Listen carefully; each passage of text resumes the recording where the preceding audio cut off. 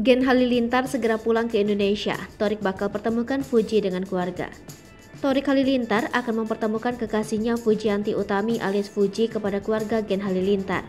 Sebagaimana diketahui bahwa Gen Halilintar kini tengah dalam perjalanan menuju Indonesia. Sekian lama tak bertemu, Torik Halilintar pun begitu antusias menyambut kedatangan kedua orang tuanya dan saudara-saudaranya. Torik Halilintar bahkan sudah menyiapkan hadiah dan kebutuhan untuk Gen Halilintar. Namun, saat ditanya soal berapa lama Gen Halilintar menetap di Indonesia, pria 23 tahun ini belum bisa menjawabnya. Torik mengatakan bahwa keluarganya senang berpergian dan menjelajahi dunia, sehingga tak tahu apakah Gen Halilintar kembali pergi ke luar negeri atau tidak. Di kesempatan ini, Torik Halilintar mengaku bakal mempertemukan Fuji dengan orang tuanya dan saudaranya yang lain.